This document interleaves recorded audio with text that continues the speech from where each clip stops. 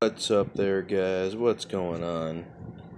So, I wanted to put this out here today because I wanted to show you how I'm doing. This is a cheap $25 camera from eBay. This is an extremely cheap little $25 camera that shoots in 4K. This was taken in 2.7K or whatever its version of 2.7K is. But I wanted to say I've been working on the gimbal since I put it on the Solo, and we actually got the tilt functions working on it. I have been putting quite a bit of time into trying to get it balanced and properly tuned.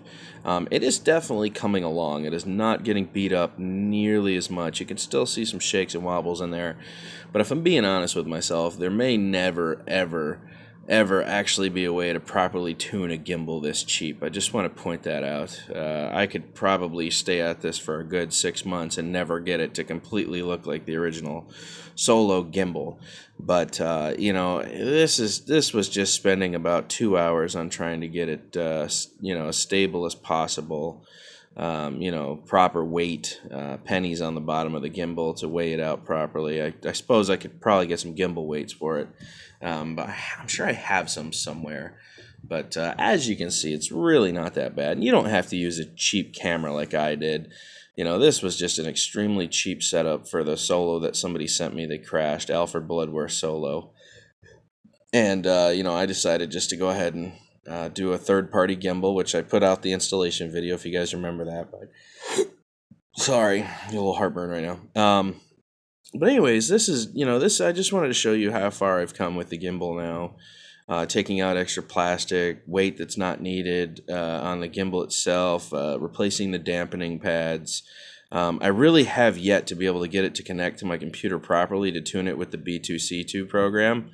But as soon as I get it connected to the computer, I'm sure I can probably do even a better tuning job. This is without connecting or adjusting any firmware or software that's already on it or adjusting any of the PIDs, nothing like that. So this is what it looks like with just a little tampering of plastic and nuts and bolts and adding some weight, taking off some weight, getting it properly tuned into what I think it should be anyway. So this is how that looks even under power, so you can see what it looks like when it's moving forward, backwards.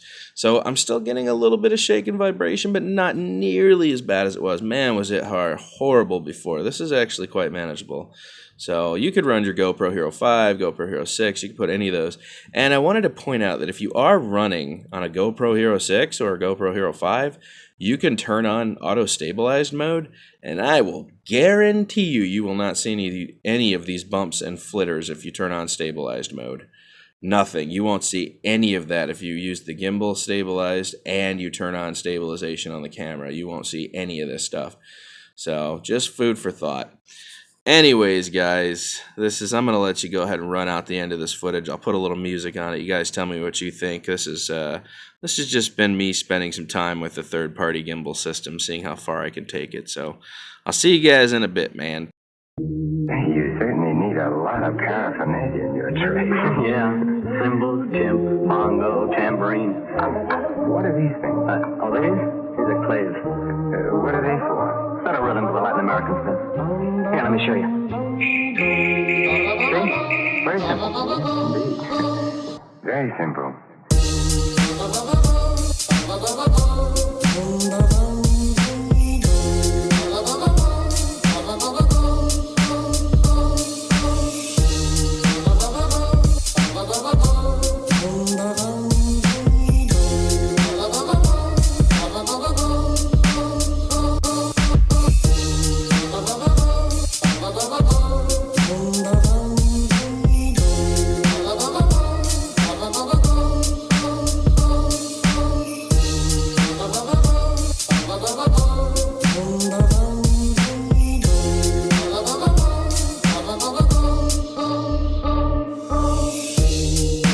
Tied the ends of the guitar strings to the claves used for Latin American rhythm.